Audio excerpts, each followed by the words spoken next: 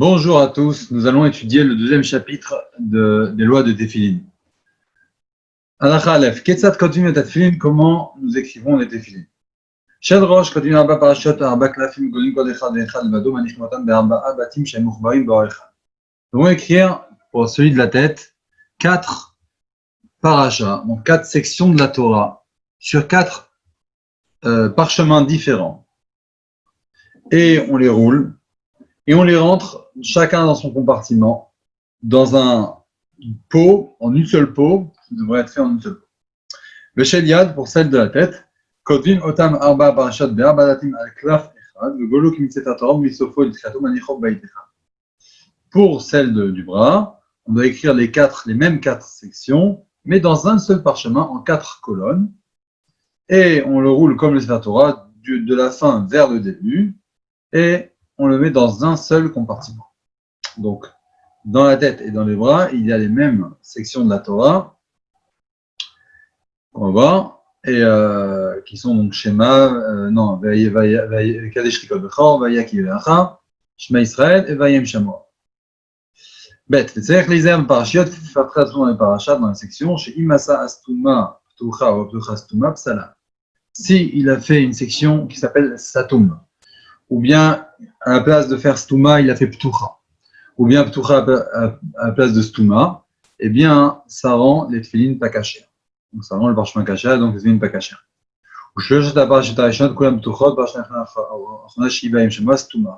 Et les 3 premières parashas, ils sont tous ptuchot, ouvertes. Par contre, la 4e, Vayem Shamoa, elle est stuma, elle est fermée. C'est quoi ptucha ou stuma? On va le voir dans le Sefer Torah, je crois, que ptucha, c'est une certaine façon comment terminer, comment débuter une paracha. Comme par exemple, vous avez ici l'exemple, la lacha gimel, elle commence presque à la ligne, on va dire, et elle se termine ici, chez Esh Barba Parashat Elou, il y a du vide ici. Ce vide-là et l'autre qui commence à la ligne, ça fait en sorte que la lacha dalet s'appelle une paracha ptucha, c'est ouverte. Si par contre la paracha elle commence un peu après, à ce niveau de Kadesh Nikol Bechor, eh bien ça s'appelle stuma. Donc il y a plusieurs façons comment ça s'appelle ptucha ouvert ou bien stuma. Il faut les faire à l'image comme dans le Sefer Torah, et si on n'a pas fait comme dans le Sefer Torah, c'est pas caché.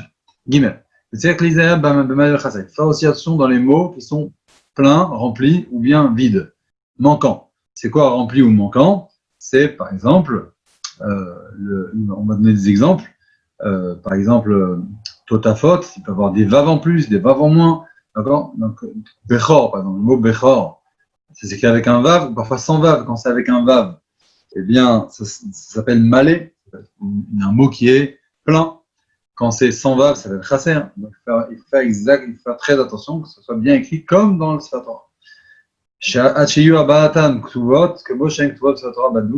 Comme c'est écrit dans le Sefer Torah qui est bien vérifié. S'il a écrit des mots manquants, il a écrit plein, ou des mots vides, il a écrit plein, eh bien, c'est pas ça. Jusqu'à qu'on efface la lettre qui est en plus. Donc, ça, c'est possible de le faire. S'il y a une lettre qui est en plus, on peut l'effacer et ça rend caché. Par contre, le contraire, si par contre il a écrit un mot qui aurait dû être marqué plein, vide. Il a écrit plein. Non, plein, il a écrit vide. Là, il ne peut pas réparer, parce qu'on n'a pas le droit de rajouter une lettre. On peut enlever une lettre, mais pas rajouter. Voici les mots qui sont manquants, qui sont donc en forme manquante, et les méléotes, ceux qui sont pleins, qui sont dans ces 4 parachas. Donc, paracha Ishna, première paracha, c'est Kadesh Likol Bechor. Bechor, c'est malé, il est plein, donc il est avec un vav. Zachor, il est avec un vav, malé. Bechozek, il n'y a pas de vav, donc c'est chasser. Otsi, avec un vav, c'est malé. Yotzim, sans vav, chasser. Chasser vav. Yediacha, malé, avec un rempli du deuxième yud, le yud qui est en plus, ça peut être écrit sans le yud. Vea Emori, ça peut être écrit avec un vav après le même, c'est chasser. Vayevoussi, ainsi de suite, d'accord? Vayevoussi, c'est malé. Lavotecha, c'est chasser vav, c'est sans le vav. Lavo, ouvet, après le vet, il ne doit plus avoir un vav. Avoda, c'est sans le vav, chasser. Matzot, sans le vav, chasser. Ashvi, malé. Après le vet, il y a un yud, c'est malé. Matzot, malé. Seor, chasser. Vodecha, chasser, bavo, malé, leot, malé. Et ainsi de suite comme ça. Soit il y a des vav en plus, des vav en moins, yud en plus, suivant zikaron malé, enecha malé, torat malé, otziacha chaser yud, il manque le yud, achuka, il aurait pu avoir un vav, chaser, le moada, malé avec un vav. Parasha shnia, pareil. Ve'akiviacha, il n'y a pas de yud, lavotecha, il n'y a pas de vav, chamor, il n'y a pas de vav, bechor, il est avec un vav, bechozek, chaser, otzianu malé, ve'yaot chaser, bechor malé, bechor chaser, ve'ad bechor malé, zoveach, sans vav, chaser, chazama, bechor bechor malé, leot malé, yadcha katoub behe, yadcha, alors c'est spécial, un moment ça aurait dû être marqué avec un chaf sophite, yadcha sans le he à la fin, écrit avec un he, les totafot, il chaser vav achronin, il manque le dernier vav après le fait, enecha, c'est avec un yud en plus, donc il est malé, bechozek, c'est sans le vav, otzianu, malé, parasha shlishit, shema, le haïn de shema, et c'est un haïn, il est gdola, c'est une grande lettre, le dalet de echad, gdola, il est grand aussi par rapport aux autres, meodecha, chaser vav, il manque le vav, vanecha, c'est malé, vetecha, lo yud shnia, il manque le deuxième yud ici, uvkumecha, malé, les hot, malé, yadecha, chaser. Le totafot, chaser, shnevavim, dans le totafot de la troisième paracha, il manque deux vav, enecha, donc malé, mezuzot, il manque le premier vav, vetecha, lo yud shnia, sans le deuxième yud, visharecha, malé. Zain, paracha ravit, la quatrième paracha, donc vayim shemoa, donc chaser dans le vav de shemoa, mitzvotai avec un seul vav, mitzvotai de vav achat, yore malé, malkosh ou malé kosh malé, betiroshra chaser vav, vishtaravit malé, yevoula malé, atova chaser, noten chaser, otam chaser, leot malé, de totafot, donc de la fin du totafot, c'est chaser vav shnia, il manque le deuxième vav, enechem malé, otam chaser, vetecham no yud, l'autre yud shnia sans le deuxième yud, ufkumecha malé, mezuzot malé, il y a deux vav, betecha blo yud shnia sans le deuxième yud, visharecha malé, vetecham chaser vav. Le tsaïr les ayam tagin, il faut faire très attention dans les tagines. Les tagines, c'est les couronnes qu'il y a sur les lettres. Et même comme zainim, skoufot à la haute, c'est comme des zaïn, skoufot, donc droite, à la haute sur la lettre, chez la tag, qui a donc un tag. Donc un zaïn avec un tag. Que moi, je tout mes comme ils sont écrits dans la Sefer Torah. Velouen aotir de Mtuyagot, voici les lettres qui sont Mtuyagot, qui sont avec des tagim. Chez Be'arba, Parashiot, et nous, que nous regardons ces quatre parachas. Tête, tête. Parasha Rishona, première paracha, Yeshba Ot Achad Bilvad, il y a une seule lettre. C'est le même stouma de Miyamim, le dernier même de Miyamim. Il y a trois Zainim, donc il y a trois petits pics qui sortent. Parasha Shnia, deuxième paracha, il y a 5 lettres. C'est 5 He. L'alcool He Mechamishtan Arba Zainim, sur ces 5 He là, il y a 4 Zain. Vehen He Shan Untana, c'est le He de Untana. Le He, premier He et le dernier He de Hiksha. Le He de Vayaharog et le He de Yatra. Dans la troisième paracha, Shlishit, Yeshba Chamishot, il y a 5 lettres aussi. Velouen, voici c'est lequel. Kuf de Ufkumecha, il y a 3 Zainim. Kuf Shaluk Shartam, il y a 4 Zainim. Et tête, épée de Totafot, Alkol Ot Arba Zainim. Sur les 3, il y a 4 Zainim. Paracha Revi'it, la quatrième paracha, Yeshba Chamishot, il y a 5 lettres aussi. Le P de Ve'asafta, il y a 4 Zainim. Le Tav, Shel Ve'asafta, il y a Zain Achat. Tête, pêche de Totafot, Alkol Achat Shoshan Arba Zainim. Sur chacune, il y a 4 zaïn, donc 4 typiques. Et chaque lettre Mtuyagot, donc en tout, combien il y a de lettres Mtuyagot qui sont avec les zaïnim? Il y a 16.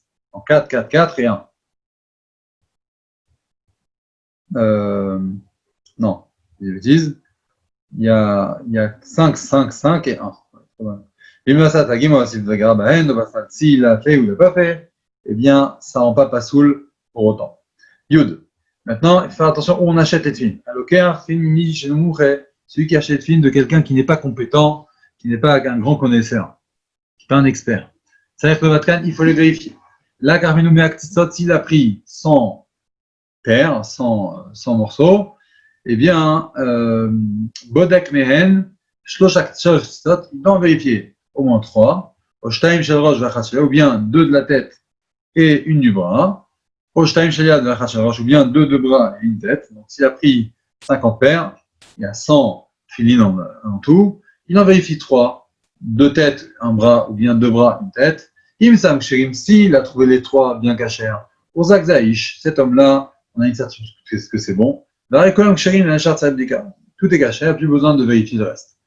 Et il écrase Satim Satim. Si par contre il a pris par Tsevet, par père, alors là, Kulam Srimdika, je regarde le Korin, parce que la Chazaka, donc comment on dit ça?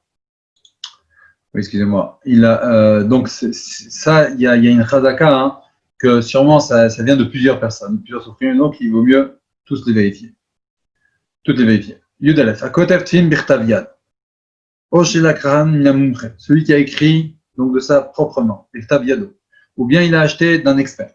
Omisha Adam Dakam Zerem Noran, ou bien il a acheté de quelqu'un d'autre, mais il a bien vérifié, il a remis dans leur pot, donc dans leur boîtier.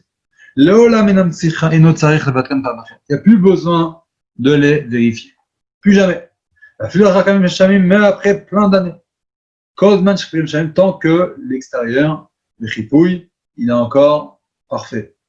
Il reste dans leur chazaka, dans leur certitude, qui sont bien cachés. Il n'y a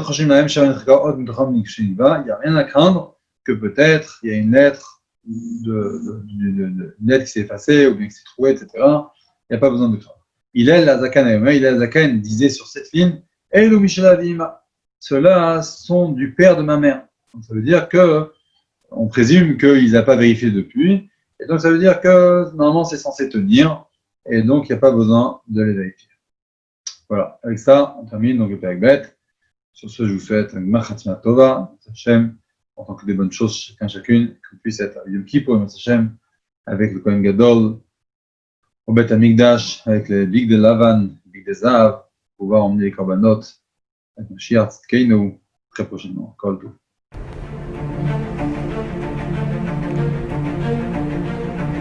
Et si connaître toute la Torah était possible, plongez-vous dans les joyaux de la Torah. Étude du Rambam, le Maïmonide, cours de qualité par des rabbins francophones aux quatre coins du globe. Un chapitre chaque jour, à raison de 20 minutes, pour finir en moins de 3 ans d'apprentissage de la Torah.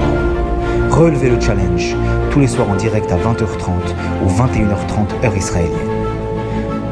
Nos cours sont accessibles à tout moment, YouTube, Facebook et sur notre site torah24.com.